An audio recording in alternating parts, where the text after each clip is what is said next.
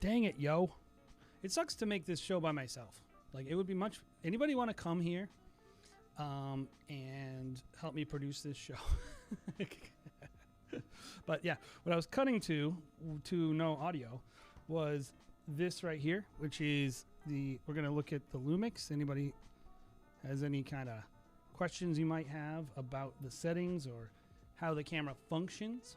And we're going to talk about that a little bit, as well as review some films. So yeah, let's get physical media. Head over here. All you got to do is sit here and just kind of like touch these buttons over here. So yeah, it's not that hard. Anybody can do it. It's hard to host and do it at the same time though, guys. I will say that. So if you see me looking around, this is where the show, like, chat is. This is where my films to review are. And this is where my camera is. So I'm kind of looking all over the place, doing a bunch of different stuff. This is my multi-view. I literally have, I think, 5 screens in front of me right now. It's actually bananas. So what do you guys want to do first? You want to do film critiques, or do you guys have any questions or anything you want to talk about the LUMIX S5II? Thank you guys so much for supporting the video, by the way. If you haven't seen it, we just dropped a new review of this camera, which is coming out very, very soon. And I gotta say, like, I'm not a LUMIX guy, but I was really impressed with this camera. Like, is anybody here a LUMIX shooter? Anybody here a LUMIX shooter? I'd love to know. Or what do we got here? Let's just do a little survey thing. We got Canon shooters. Do we got Sony shooters? Just put it in the chat. Oh yeah, pure motion. You might. Nice. So awesome. So we got a lot of LUMIX shooters. As LUMIX shooters, I'd love to know, kind of what. Are you excited about this? Are you excited about this new autofocus, or do you just like, doesn't really matter? This is on a Blackmagic, by the way. Right now, this camera's Blackmagic. Good. So first and foremost, I'd love to answer any specific questions you guys have about the camera. I'd love to show you guys also a few features that I really, really enjoy. You know, and some of them might be new. And this is the thing. Like I said, I'm not a LUMIX shooter. So if you guys are like, duh, that's not like, it always can do that. You know, like, people always expect people on YouTube to like know every little thing about every little camera or thing that they're reviewing. And we don't. And so definitely those of you guys that are living in the LUMIX world, you know more about these cameras than I do. So I'm at the mercy of the community. So yeah, you know what, Ryan, that was the thing I was noticing is, I think the Sony is a little bit greener, but they're really close, the log between the Sony log and the LUMIX S log or V log. Ryan just said, in case you didn't see, he said, hey, the Sony S log is very close to LUMIX's V log, and it is very close. So why don't we do, I'd love for you guys, let's see this. Can I put like I'm going to engage my audience. Start a Q&A. Any LUMIX S5II questions you got out there? And we'll get this Q&A going, and then we'll talk about it. Okay, so I can definitely talk to you a little bit about the difference between the S5II and the S5IIX, if you would like that. That's definitely a good conversation to have. So basically the biggest difference between those two cameras is pretty much just that the S5IIX, first of all, looks amazing, like, and like what, $250 difference or something. But also, I think the big difference really is the ability to do the ProRes RAW baked in. You're actually, I don't know if this is like public knowledge or whatever, but you're actually going to be able to pay for the add-on on this camera to be able to do ProRes RAW at some point. But at this point, that's not the case. And so that's the biggest thing is ProRes RAW, and I think 6K ProRes RAW. As a wedding filmmaker, by the way, and this is just my opinion, some of your mileage may vary in terms of what's important to you. As a wedding filmmaker, in my opinion, I don't think that RAW codecs are really that big of a deal. I think that's much more of a commercial use, and definitely nice in commercials. Definitely much more for like a commercial filmmaker, the X, in my opinion. But I would pay extra just for the all black. That's just my opinion. And you know, it is nice to have a little bit more features, but the way it was explained to me by Lumix is basically that it's easier for them, because I was like, why don't you just include it? Like, it's only $250 more, who cares? And basically, it's easier for them in terms of like communicating with photographers who don't like paying extra for video features. And if they have another, like, it's basically cost, you know, because they have to pay for that. They have to pay for that license. Like, whenever there's a camera company, sorry if I'm going to move my camera. I want to be able to gesticulate. They have a feature like that. It's not free. And so they have to pay a licensing fee to, I believe, Apple for ProRes RAW. And so they just pass the cost on to the consumer. And then photographers who don't need the feature don't have to pay for it. So that's kind of what it is. And I think it's cool looking too. So that's nice. And for some people, maybe that...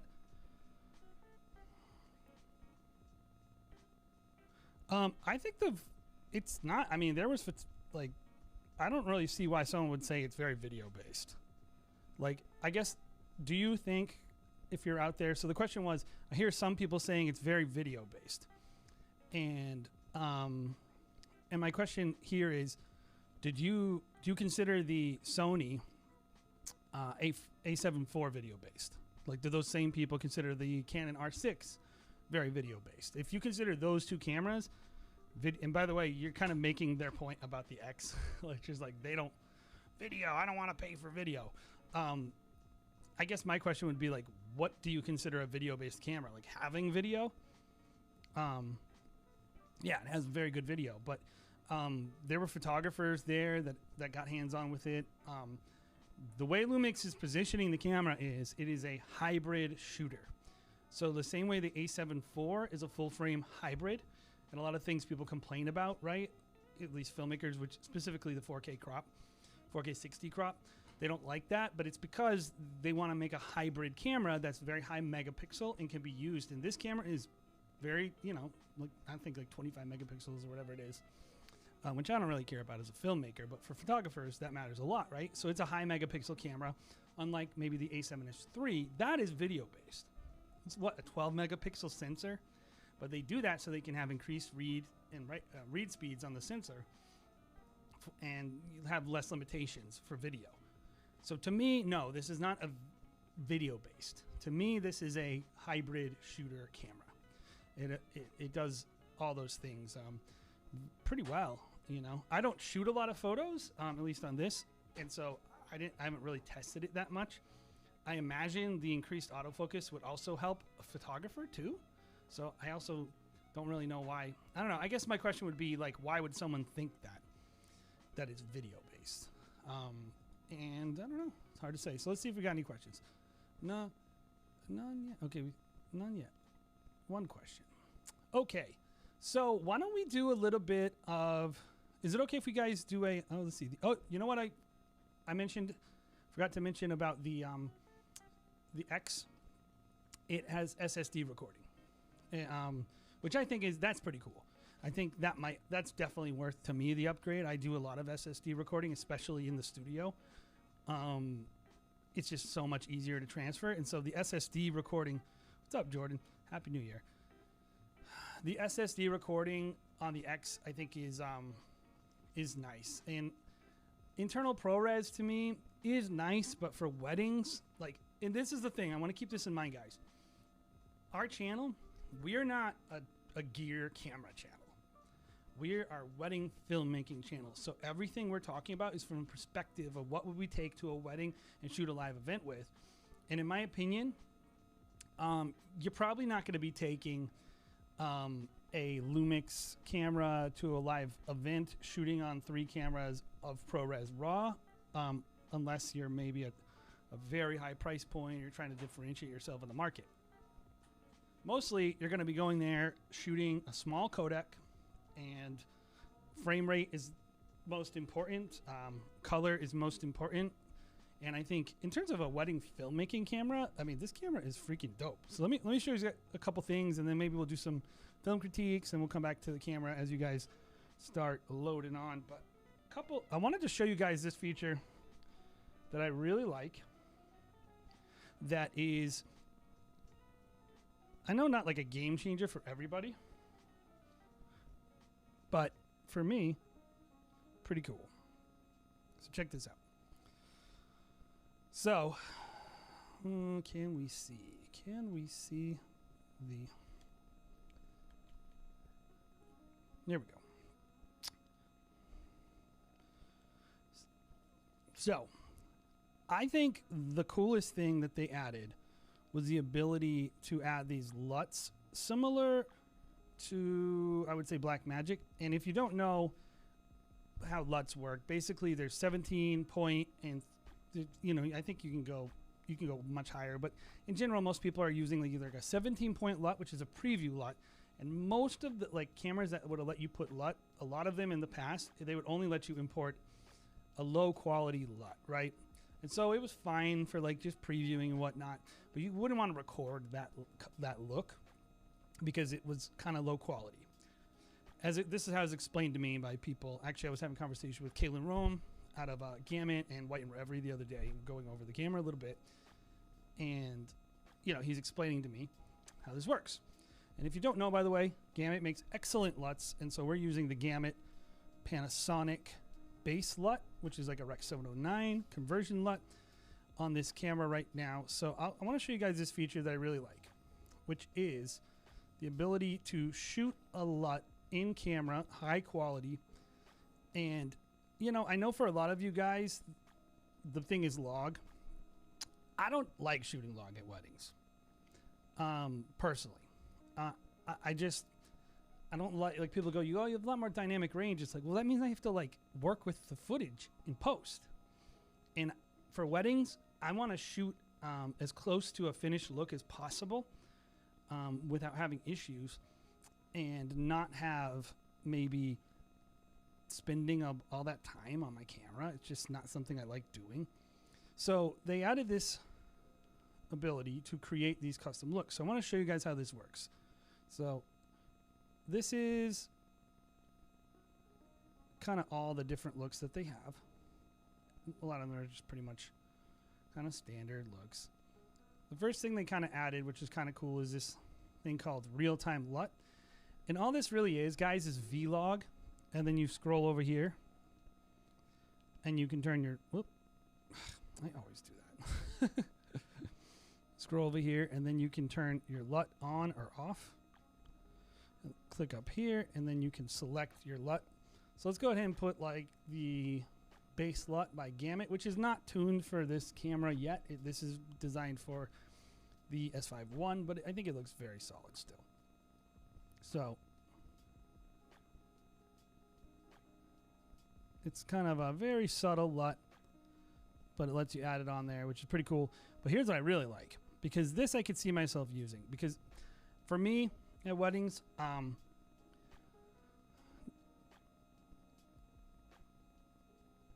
is that the guest for today?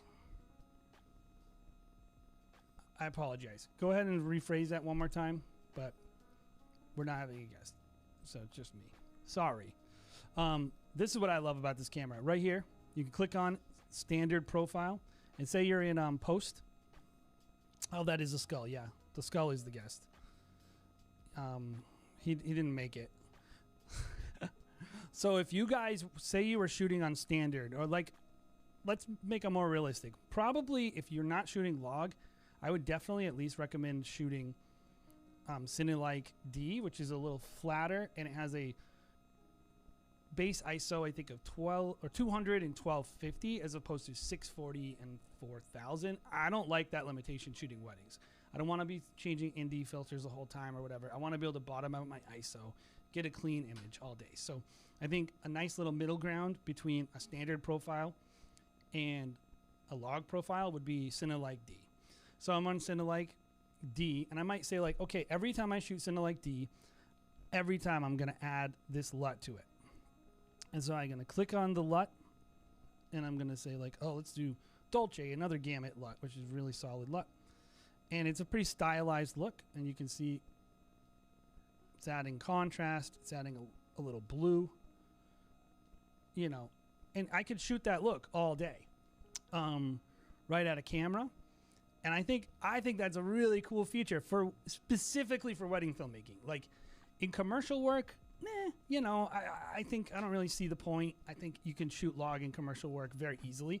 But in weddings, there are serious limitations and reasons you might not want to shoot log. For me, the fact that even the extended ISO, I think is 320 on this camera, the bottom level, and I shot a wedding on it, and it was noisy. I was constantly having to do calculations in my head. I would have wanted an ND filter.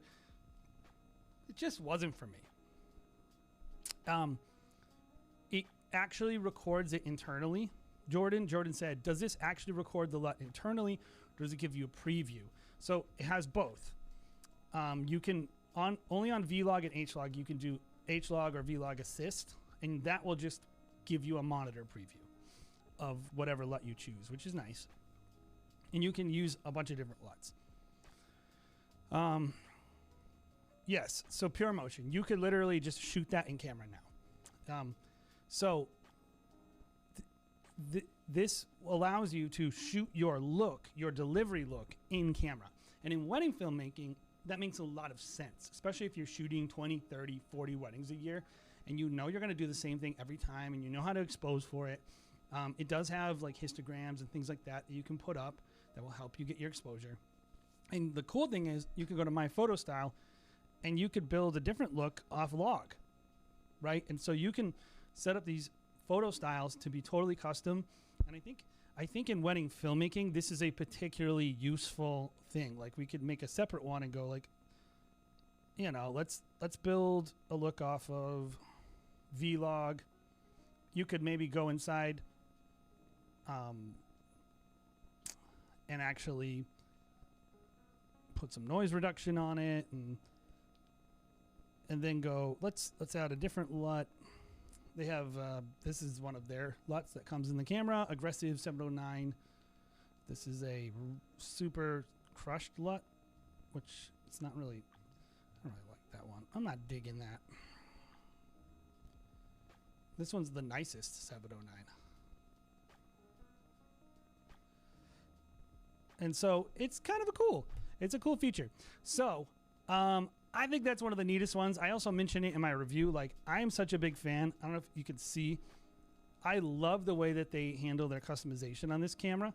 Like, the ability, I've already customized this camera a lot, but like the ability to just hold this button down. So I set this one to change my detecting subject. Which, you know, let's see if it picks up on this thing's eyes. The skull eye.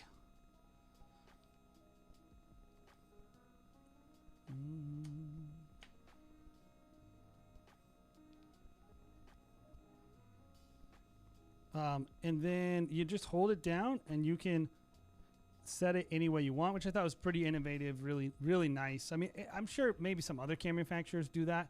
Guys, was that on the old S5II? I don't really know. I wasn't an S5 shooter. The other thing I love about this, and this is, someone had to show me this. If you go into the menu, any setting that you see, if you press down display button, you can actually, it will tell you what this setting does. So I think that's really cool. Because, so I don't know if this is showing up for you guys, but I just was like, that is one of my biggest pet peeves when I get a camera is I'm like, I don't know, let's see this thing. Wind, no, okay. So the other day in my review, I was like, I wasn't sure what gain levels was. Someone told me mic socket, which I thought was a weird way to word that, right? So mic socket. Select audio input type for mic socket. Oh, okay. So this is where you change mic or line input. This is with plug-in power. This is this is phantom power, I believe. They call it plug-in power. Oh, power is supplied to an yes, this is what I would call phantom power. They call plug-in power. Mic input, but regardless, you can see what a setting does just by hitting on the button. So anyway, think about any questions you guys have. I'm happy to talk about the camera. My general feeling is that it's a kind of a game changer, because I think it's like dropping the price of how to get into there. I know that the R6 has a less significant crop on 4K 60 than this camera does. And so for some of you guys, that might make the decision, like, or you already have Canon glass, specifically R glass. But I really look at it and go like, this thing is like setting the market at a lower price. And I love that, because I feel like, you know, I mean, the more you can get awesome equipment into people's hands, whoa, at a good price point, I think the more people are going to make awesome art and make money in the arts. And so that to me is exciting that we get to have that. So you guys want to review some films? Let's do that. All right. I'm in the wrong camera.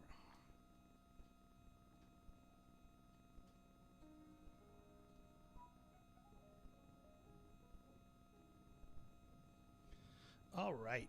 So the first film we got today is from, sorry, my internet is slow. Normally I have like Bobby to hide all this stuff from you guys. So I'm like secretly changing things, but today I don't. So first film is from Ethan Calvin, and he's a member, and he's submitted some films in the past, Visionary Weddings, very good filmmaker. And this is what he says. It was chaotic and late, but very fun. There were 27 people in the wedding party. Yeah, I've been there. Those are nuts. And they all danced in pairs, so it took a while. And they did it again with an outfit change. He charged $5,000 Canadian. So it's an experienced filmmaker. So let us watch the film. I'm going to change my view on my output to a different view so I can see it while looking forward. So here we go.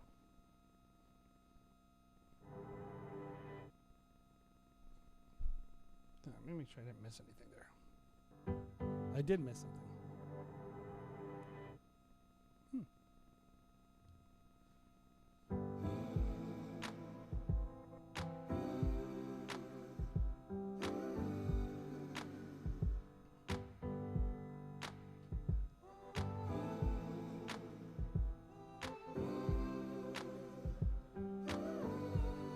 Today, this relationship is about to change. Alex and Tura, it will take on a new dimension. It will grow stronger. It will blossom. Today is a day of hope, indeed. Your audio sounds real nice, dude. It sounds real nice. Tura and Alex will confirm their commitment, their dedication and respect for each other, as well as their mutual loyalty and love.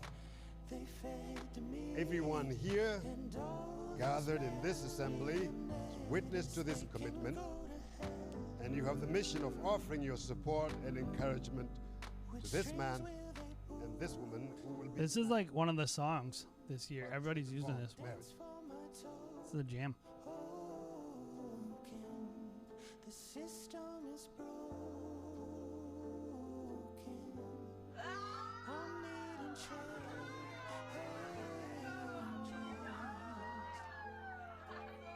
I feel the change is coming. It's coming. Tura, I can't believe you're here today. I remember the first day I met you. I was walking down the Anderson hallway, attending blood clots. That's when I looked over my shoulder. I saw the beautiful queen walking behind me. I slowed down on purpose just to say hello to you. I would love to know why audio of this was not included in the singing. Maybe she doesn't want it. Maybe it's licensing reasons. Interesting that she did this. She sang down the aisle. I'm wondering if there was a way to include it in the film because it's unique. The first time I saw you, I didn't know you. But I knew that somehow I wanted you in my life. You can ask us. I was intrigued and I wanted to know more about you. Fast forward to us starting dating about 3 years later. Since then, my life has changed drastically for the better. I opened up my heart to the most scary but yet amazing feeling, love. It's ironic because I always prayed for peace in my relationship, and then God sent me a peace officer. I promise to treat you as the queen you are. I promise to love and cherish you each and every day. I promise to shave my head bald and look like Idris Elba when I'm 40.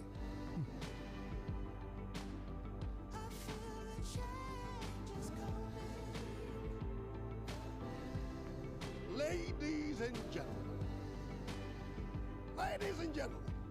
Alex and Keturah Opoka, congratulations! Hey!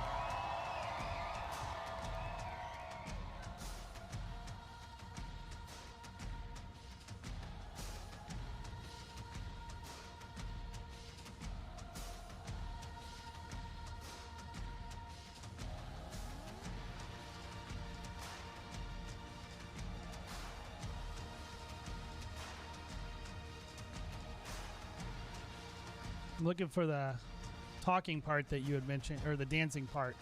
I wonder if you're talking about this part, or is there another dance later where they come in as a couple? Today, I'm not only choosing a husband, but I'm choosing the father of my future kids, our future kids. And you are the best gift that I could ever give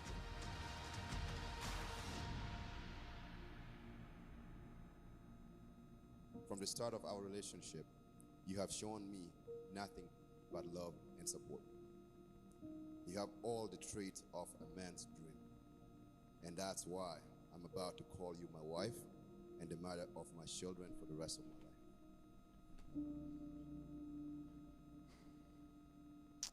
life. That is a very, very solid flick. Really good. So, let me change this over. I want to change my view a little bit. It's quiet out there. What do you guys think of the film? What do you guys think of the film? I'd love to know. So, really, really solid work. As always, I did have a few critiques. And so here's how we do these. We're going to do basically a round of what I liked a lot. And then we're going to do a round of maybe some things that we think the filmmaker could improve with. So, here we go. I really, really liked, obviously, it's very good shooting. There's a lot of really solid shooting, excellent intentional camera movements. Like I was saying, like the detail shots were really, really nice. I really liked that. And we'll kind of see them. When you were in like certain, especially when like the natural light stuff looked really good. Even like the little kind of stinger at the beginning was nice, like the little edit. I think overall, the audio, like I was mentioning during the film, was really, really solid. You chose really good parts. You know, a lot of times, like with wedding filmmakers, they put too much, right? Instead of just the parts that I think are really, really solid. Like this stuff right here, this window stuff, that shot is excellent. There's just a lot of really, really solid shooting that I think elevates the film. It doesn't. It feels more expensive than I think what you charged, and I think that's always our goal, right? Is like that next person who sees your film feels like your work justifies the price, and that's a big thing. Yeah. The issue is sometimes you can't fix it, so it's a compression in the mixer, Matthew. So I apologize. Oh, you're talking about in the film, not the when I was speaking. Yeah. Yeah, I do feel like that was that was going to be one of the things I get to, by the way, Matthew, in the audio. He says wishes the audio wasn't competing. I really do feel like it's just a very solid film. So here's my things I think could be improved on. I agree with Matthew that while the audio was tasty and clean sounding, like all of it sounded really good. It was a little too much. First of all, like the song to me, like a lot of people are using this song. I just don't really like the song. I find it to be, I don't know, sad sounding, you know, to me, it sounds like the changes they're getting divorced based on that song. And maybe that's just me. That's very much an opinion. But what isn't an opinion is that there's a lot going on in that song. It's driving. There's a lot of vocals. It's a rich song, and I feel like a lot of the parts, it just was fighting, and so maybe that's just an issue of like bringing the levels down a little bit. And so I would agree that the mix is a little chaotic and could be cleaned up a little, especially if you're going for such a high like drama song like that. Oh, excuse me, I burped. That is not good for the live stream. And I think the other issue is some of the moments, especially like inside, I felt like the whites were just constantly like being almost overexposed. It could be the way you chose to handle it in post, where you're kind of compressing that color space, but like it just was like very unnatural looking. And I wish you would have made maybe a slightly different choice. Maybe the contrast was up too much. Something like that. Like, that's just maybe my opinion. I also think, like, I liked your second song a lot.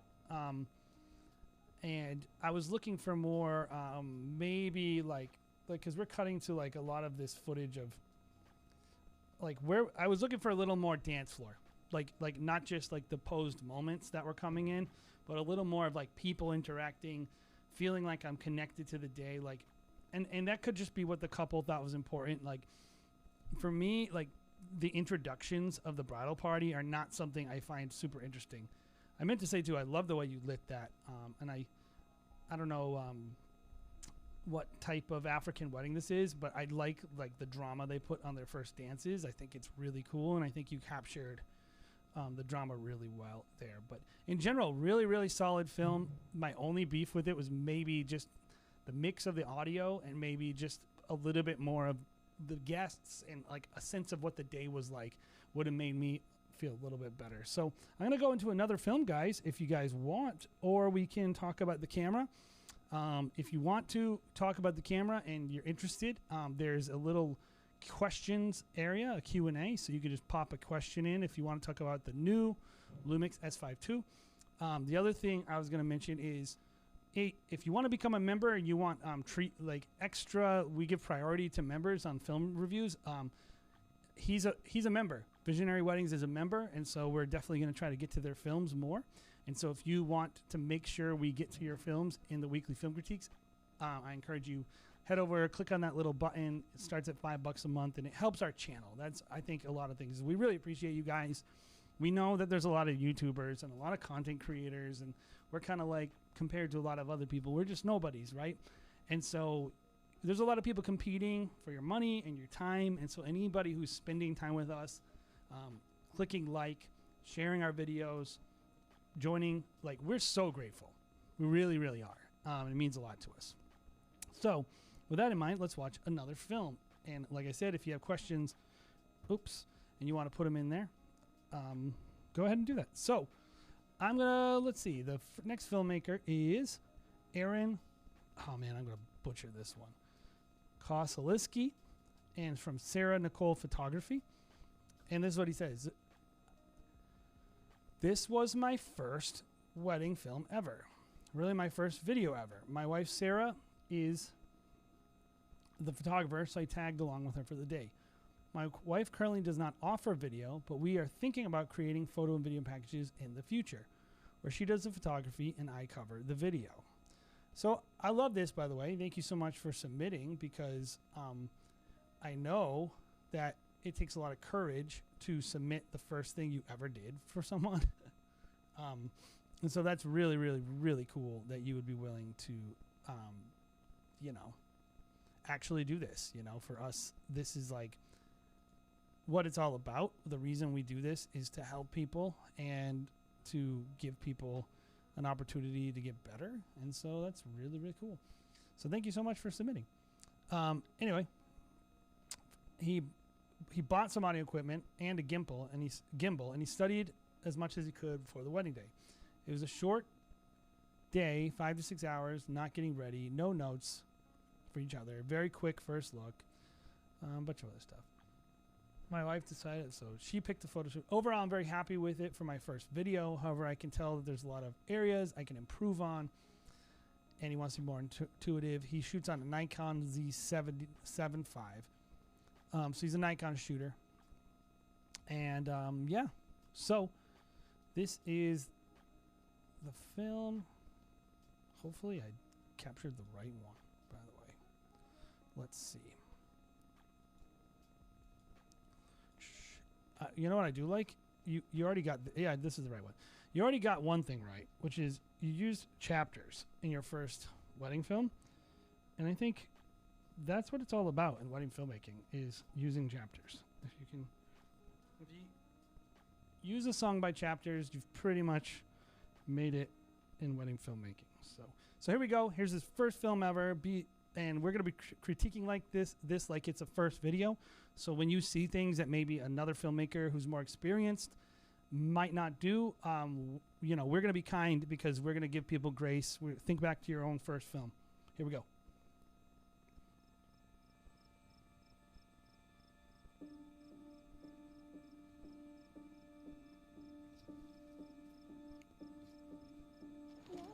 Goodness. You look so good.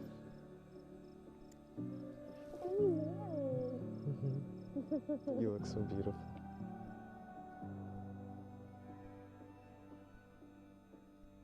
I count on every word you said. In the back of my mind, I repeat them one by It's a classic song. It's classic. I need it when I'm falling apart, and bury my head in your hands and heart. I come undone.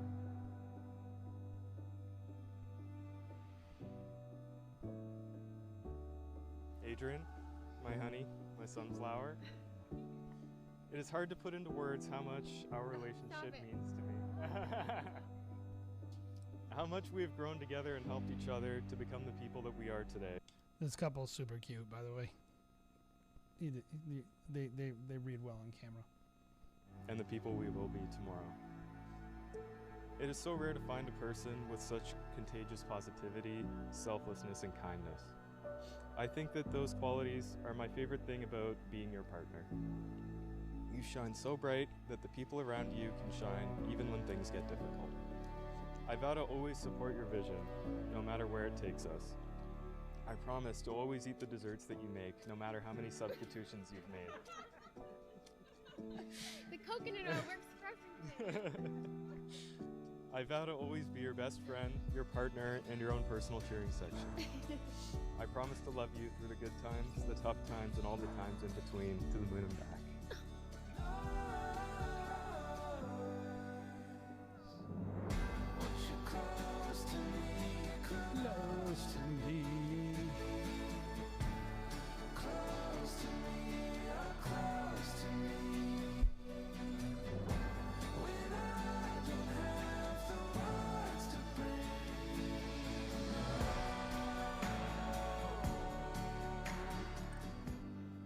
My dad is a perfect example of what it means to love and care for someone through better and for worse.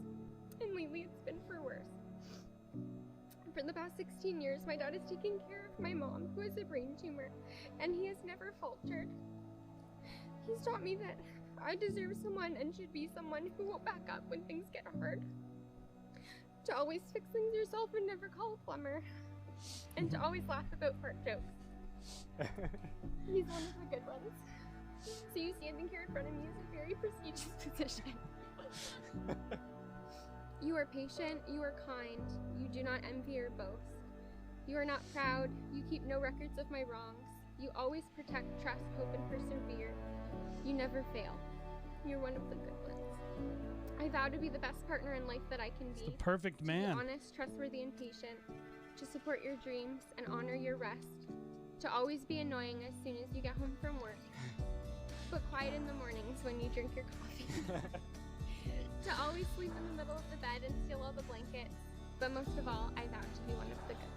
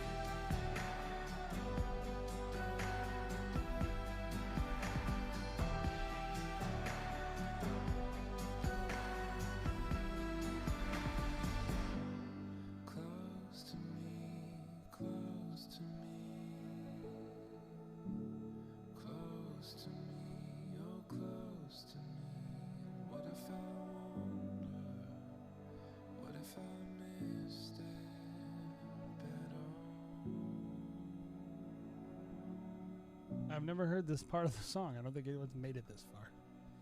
I mean, we've definitely used this song.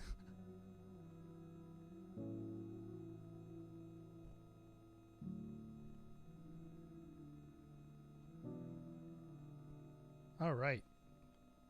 So here we go. Let's talk about this film, huh?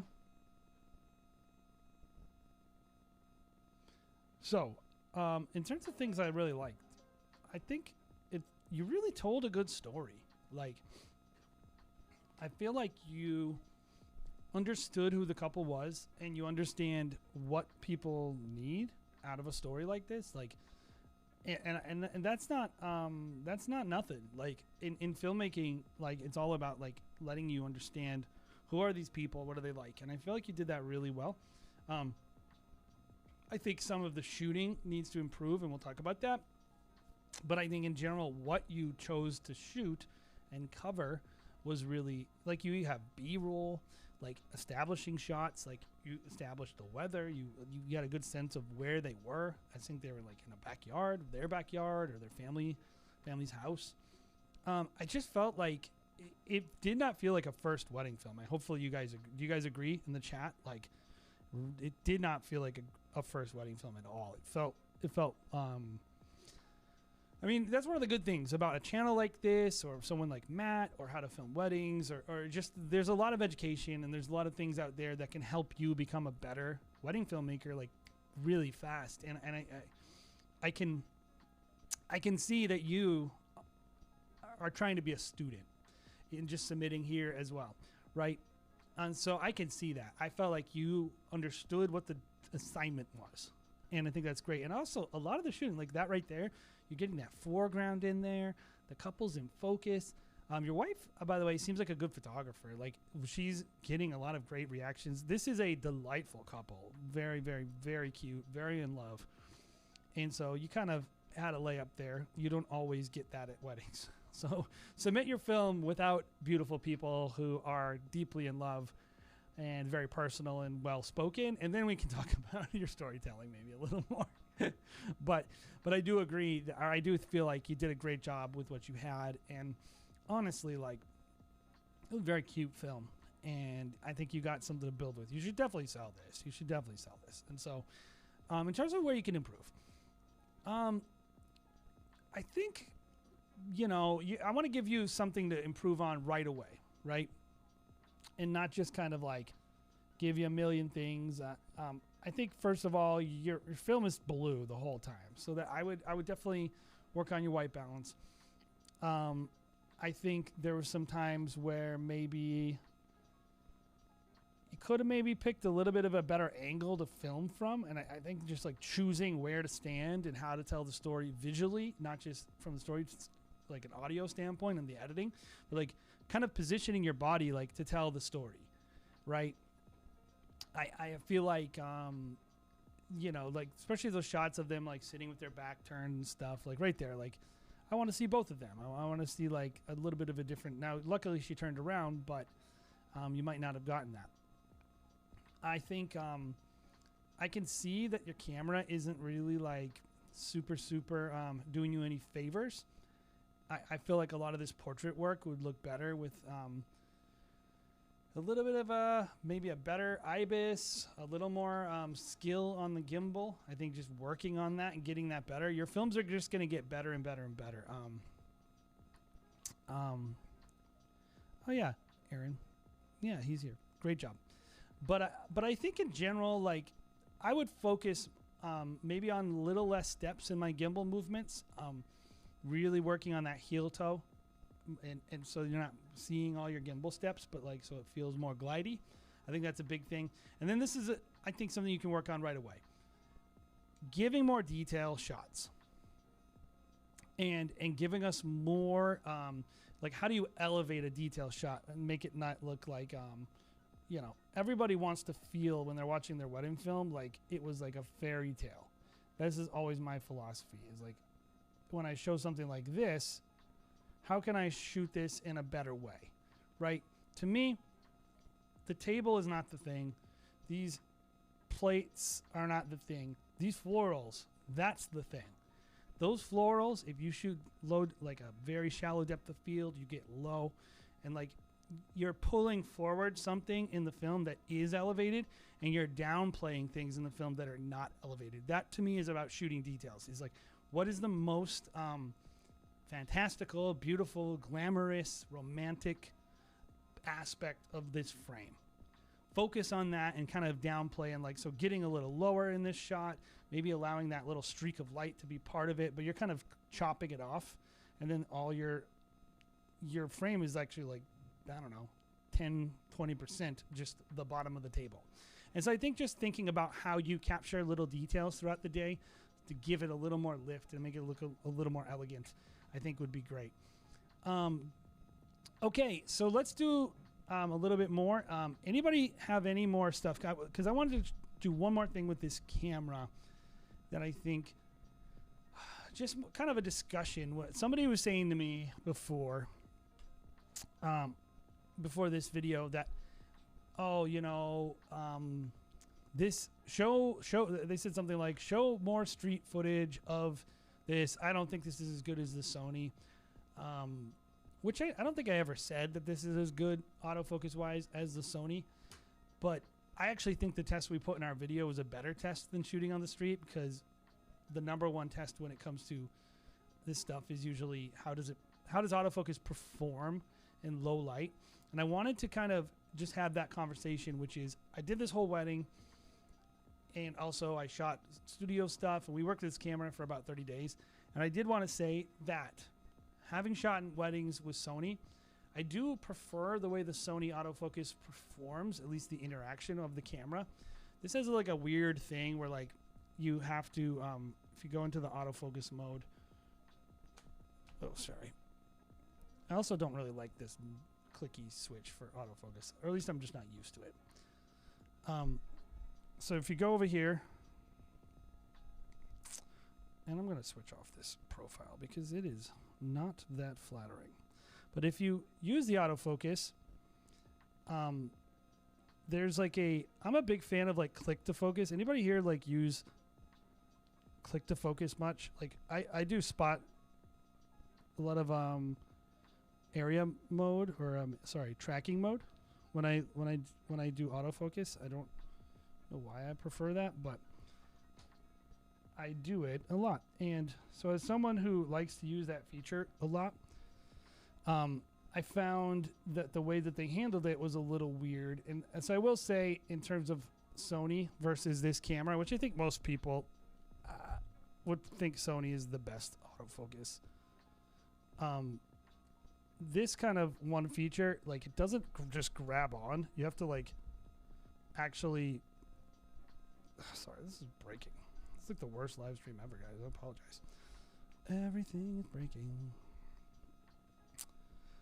You have to actually, like, it's not grabbing on the things I want, as you see. Like, I have to, like, and so that was the one thing I felt like Sony does a lot better than maybe, there it is. Let's grab it on now. But it is, like, I'm clicking here and it's not grabbing, and then I click over here and it will grab. So that was my one thing, is in terms of, like, the thing I don't like about the camera, I don't like the way this tracking function functions. You have to actually back out of it by, like, basically, like, you confirm the focus area in hitting this, or sometimes it seems to just work. I don't know. I will say Sony's tracking mode and Canon's, to me, are more intuitive. You just click and it goes. I've never had to have these issues. I often feel like the tracking on this camera, which is not so much the maybe autofocus, but more the tracking algorithm, I don't love the way that functions. It kind of bothers me. And so that was the one thing I would say. People are asking, is the Sony better?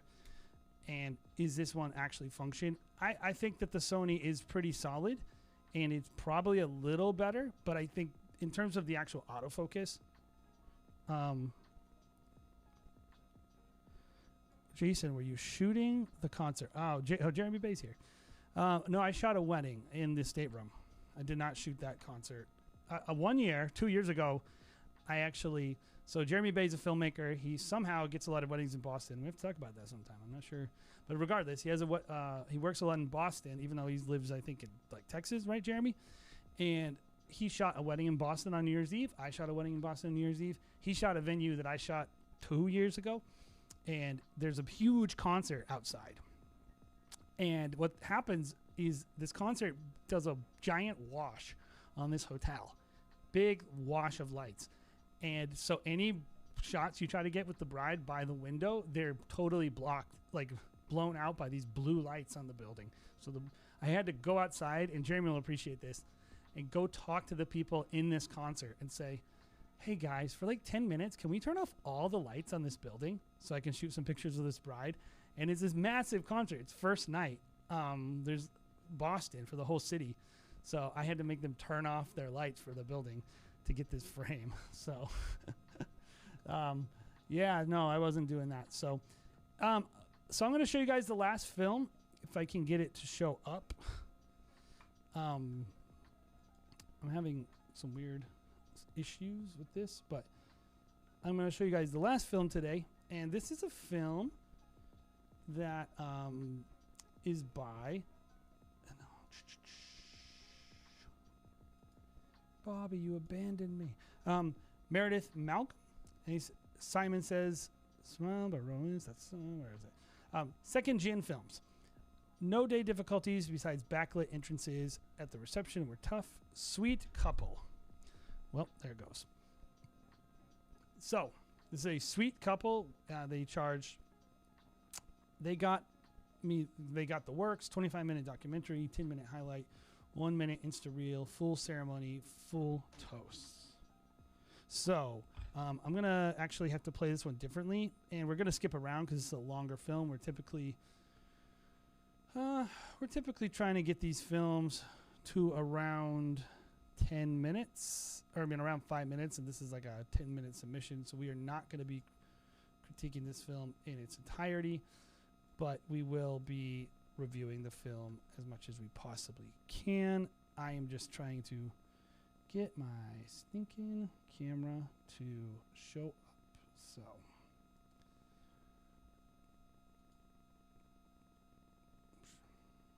here we go.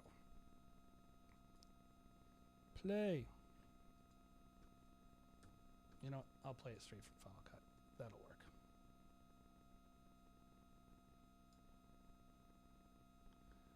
So here we go.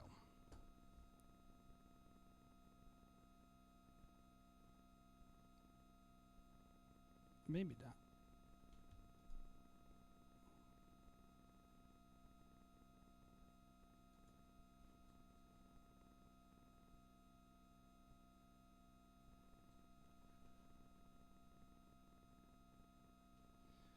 Now I'm ready.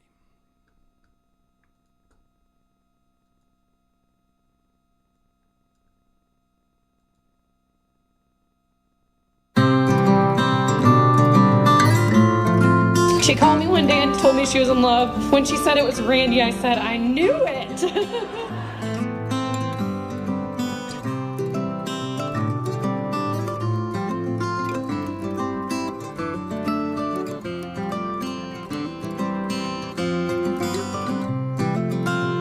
She was all grown up and finally found her family, and she was the happiest I've ever seen her.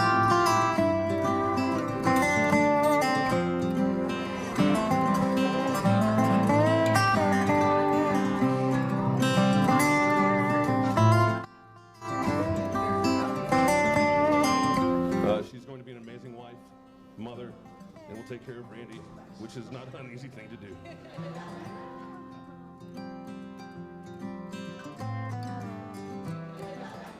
I have a little blonde girl at home, and if she turns out half as good as Morgan, I'll be real thrilled to death. I truly love you. Okay, so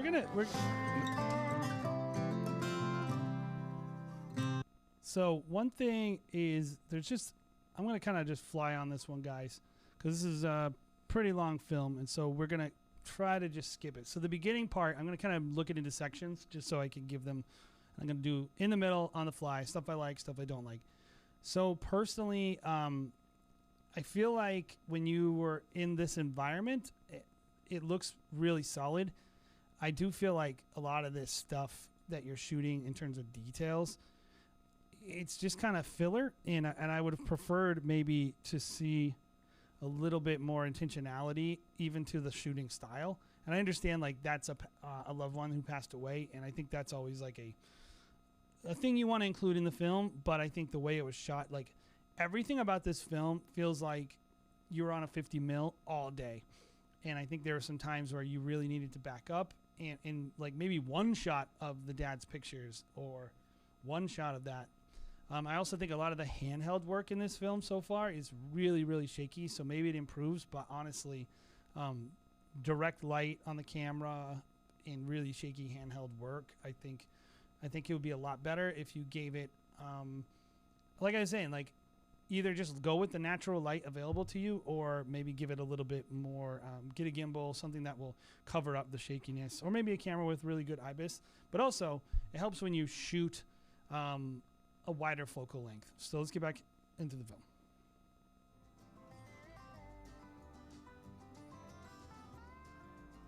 Also, I really, really don't like this song. Like, it's not the vibe to me. Not because it's country. It's just, it's... You've taught me unbelievable amounts of knowledge about whiskey, rye, of course, a little about gun safety, and...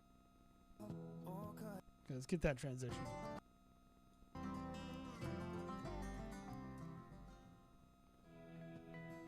So, I'm not sure what was going on there too. Like, if this was all pre-ceremony, and now we're in the ceremony. I'm not sure about in terms of the editing.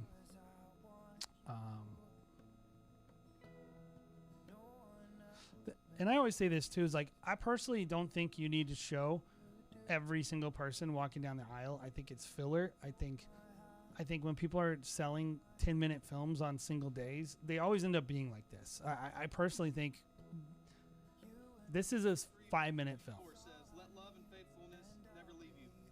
Bind them around your neck. Write them on the tablet of your heart. Then you will win favor and a good name in the sight of God and man. A healthy marriage relies. So the argument, I think, typically for this is people want to show every person, and like people want to see the people in their life, and that's what they're, I've heard people say, well, that's what they're buying for me. They want to see everything. But let's look at this. We have from 2 minutes all the way to, it's almost 1 minute and 10 seconds of just processional. And then including this very super low quality shot right here. Just for even a millisecond, why include it at all? Like, The camera matching too is really lacking. Like between all your cameras, you're kind of like bouncing from this look to this look, and then sometimes randomly to this look. I would say at least getting cameras in the same color family. That being said, I like your composition in some of them. I think you did a good job. Right here, this one to me, I'd want a little. It's fine. Yeah, that's all. This is covered well. You did a good job covering the ceremony. But I just personally don't devote, like, what is this, from 2-minute 30 all the way to around 5 minutes. I'm sorry, I'm skipping around on the screen, but I'm scrolling about. Oh, just for ceremony stuff to me is a little too long. And we're kind of not seeing enough details. It's just like lots of cuts to people standing and smiling, and just kind of like a lot of this with the camera, a lot of unintentionality. I think you could clean it up a lot too.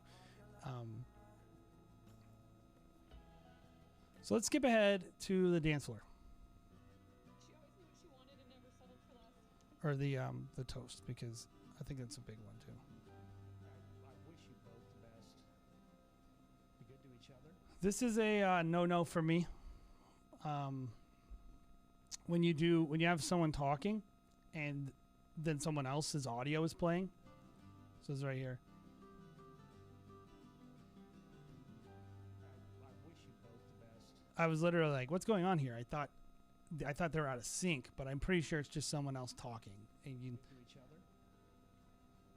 Be good to yourselves. And be good in the future for your children. looks like to me your frame rate isn't And by the way, one of the things about this is I had it in 720 when I was downloading it. I wasn't able to get the film in 1080, so some of the resolution issues you guys might be seeing could be caused, but that's a frame rate issue. That is slowing something down that should not be slowed down. Like, you can see the stuttering.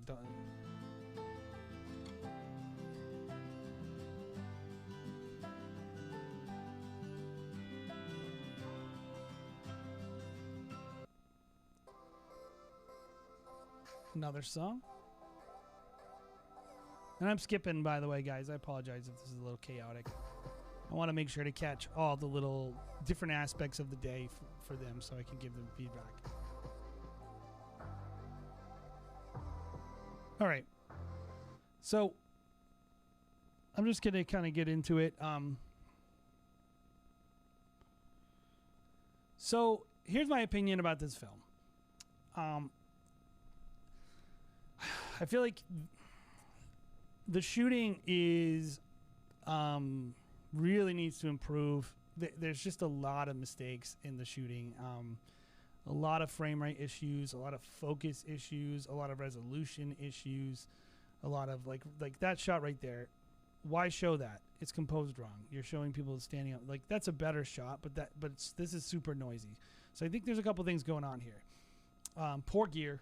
I think you need to upgrade your gear, give you something that lets you cover the events. I think there's not like a consistent approach with what you're capturing and how you're trying to capture it. You're just kind of pointing at everything, shooting at everything.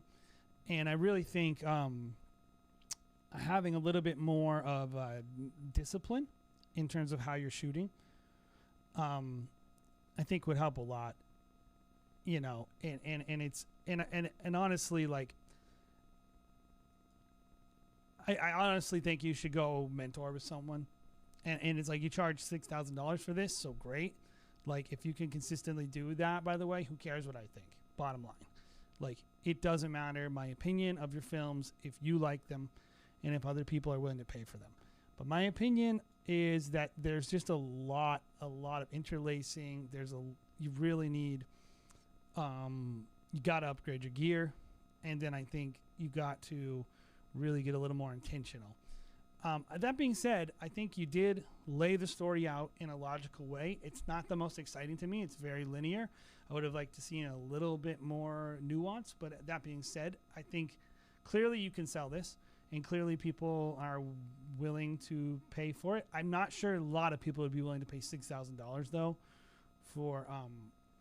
for this, and I think you need to really, really look at just kind of. There's a lot going on here that needs to be worked on, from overexposures to just shooting super low resolution. Yeah. I mean, that's what they said. So yeah, sorry, Brandon. But I think you're gonna have a hard time selling this to a lot of other people with some of the mistakes that are being made, the shakiness, just in general. And so I'm not trying to roast you. I really appreciate the submission, and I want you to keep improving. And I would tell you, like, if you're like, well, I think it's good, and you think I'm full of crap, fine. I can tell you, if this was my shooter came back, I would say, like, let me sit down with you. I need to go over some stuff. I really think a situation like this, there needs to be some hands-on time with someone who's a little more experienced. That would help you kind of with your decision making, and then I would worry about the editing. But I think the shooting is just not there yet with the whole entire film. So that's just my opinion.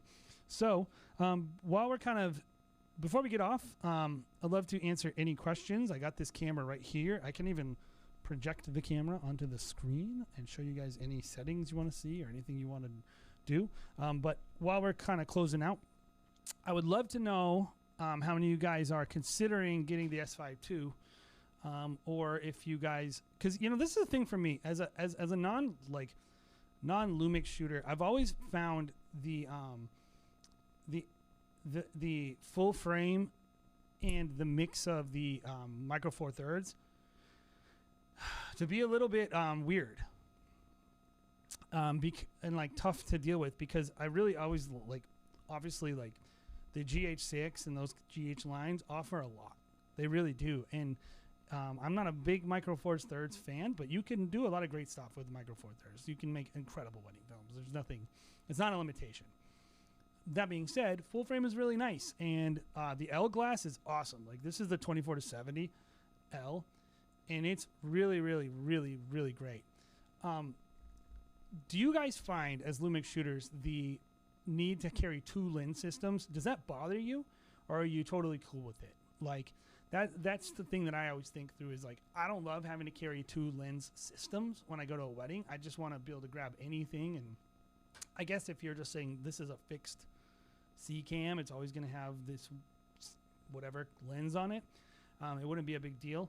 The other thing is, how many of you guys would consider the 2 or the X? Because that's a big question I think a lot of filmmakers are going to have.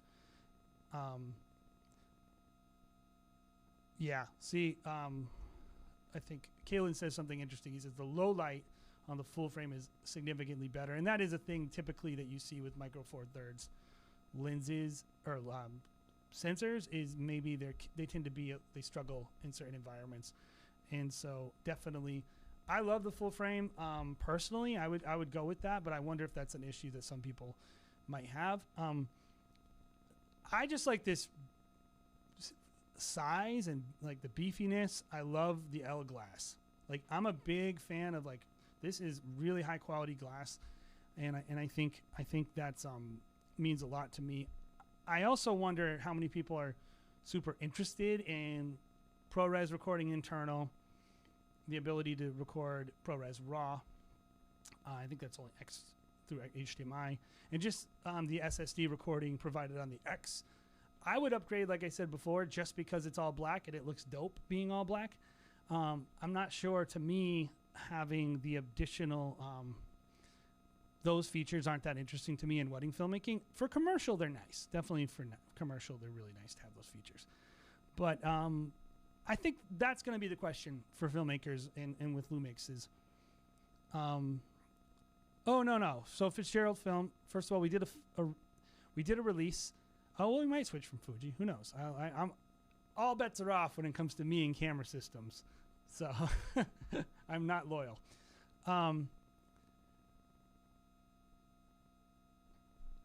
Yes, I have managed to shoot on it. We shot a wedding on it on January 1st / December 31st. We also shot in Japan. Go check out the review we did on our channel. We kind of show everything, but how good is the camera against bright light? let's say if you're shooting subject who's by the window. Are you speaking in terms of, so Benjamin asked that question. Are you kind of referring to, are you an S5 shooter and you, or a LUMIX shooter, and you're talking about the pumping that would happen when you would shoot subjects? I can show you some footage. Yes. So I would say it's very, very, it doesn't have that issue anymore, the focus pump issue that you had on the other one. So let me pull this up because I can show you an example of some direct. This is vertical, so forgive me here. But this right here is a little test where you can see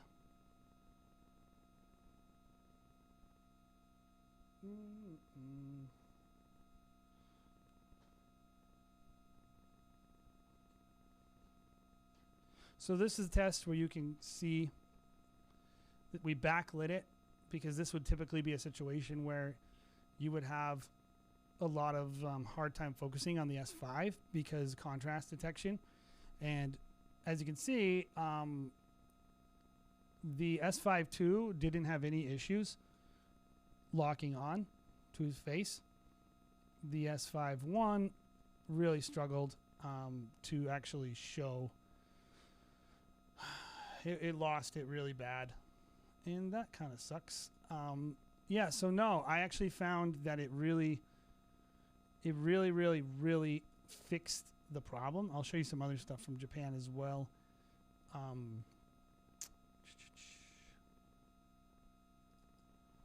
So this is just some footage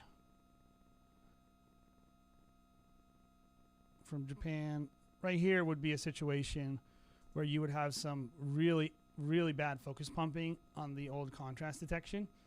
And actually, you really don't. I think it's weird looking. I kind of like it, actually. I don't know what's going on with those bokeh balls, but you're not having a focus pump on his face at all, the way you might on a S5I, where it would kind of be like like almost pulsing, you know. Like, we were not having any of those issues. Like, it did a really solid job, you know, and the tracking was also really solid. So yeah, no, it was really good. Let's see. Anyone else have any other questions about the cameras? I honestly really think autofocus is, like, I think the story, because it was the big knock everyone had, but honestly, like, the S5 is a really good camera. Like, even without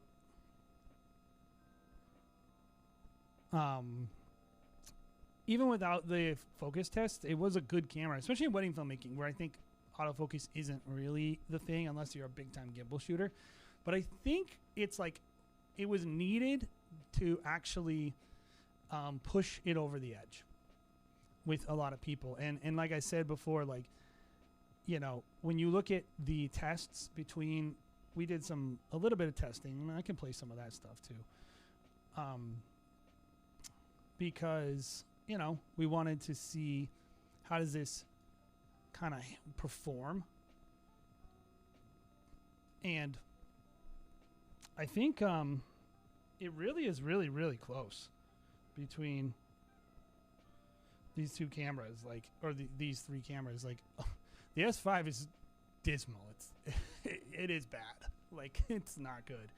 But we did a lot of this stuff, and you can really see, like, they're very similar. Like, and I know this isn't like, oh, you didn't go on the street. Some people are saying this is a poorly lit hallway, which is a big thing with autofocus. And also one of those things where in weddings, you're not shooting. You're not shooting in crazy. This is more what you'd be shooting. One person walking around. And I think it really did a good job. And so for anybody who's like wondering, like, should I get this camera? Like, to me, the R6 is the only one where, like, you might, if you really wanted to kind of quibble between the three cameras, the A7 IV, the R6, and the LUMIX S5II. The less crop, the reduced crop that you get on the R6, I think is nice. It's not as cropped, and that's nice. But I think in terms of all the other stuff, that $500 you save on the LUMIX, that's a lot. Like, and it's providing a ton of value. It really is. And if the image is really, really, really nice on the LUMIX, you might not be into the more magenta tones on the Canon, and so I think like LUMIX is like very, very firmly in the conversation between these cameras. I really do. Like, and I do think it's interesting how close the LUMIX is to the Sony color. We didn't have the exact conversions down, which is why, you know, I need those. But I think it was really close in terms of color, except, you know, that Canon is very, very magenta. And you can see the green in the skin on the Sony, which I thought was, this is an interesting test we ran where the person's coming from, oh man, that LUMIX S5I is struggles. We're kind of walking into the subject, which is something that I think does happen a lot, and you want your autofocus to pick it up quickly. And the S5 was like, what's happening? What's happening? It was over. And the S5II did a great job. So I think it's a great camera, and I think it's going to disrupt the market, and I think that's cool. That is cool. Yeah. So, yeah. Anyway, guys, hopefully you guys had a great day. Thank you so much for coming to the stream. I know it was kind of chaotic. I was doing it by myself, and so I appreciate the patience. If you appreciate me struggling through this live stream, go ahead and drop a like. It helps me a lot. And I would say Kaylin from White and Reverie is here. They make incredible. He also owns a company called Gamut, which I try to use their LUTs as much as I can because I trust them. So if you are a wedding filmmaking person looking for some LUTs, conversion LUTs are excellent, but also they have some cool stylized LUTs. Head over to Gamut, check them out, and we really appreciate the work that they do in our space, providing a resource to us, very affordable prices too. What is it? X-H2, which could be a good buy. I have an X-H2, by the way, as well for the Fuji. I do think that camera is pretty awesome. That is an underrated camera, to be honest. But having full frame, it's hard to really compare like a APS-C sensor to a full frame camera, in my opinion. So yeah, hopefully you guys have a great day. Like I was saying, head over, check out Gamut. They have great LUTs, and like I said, drop a like on the video. It means a lot to us, helps our channel out a lot. And if you haven't checked out our full review, head over. We just dropped a review yesterday for the S5II. Help us with that algorithm by dropping a like and a comment. That also helps. Have a great day, guys.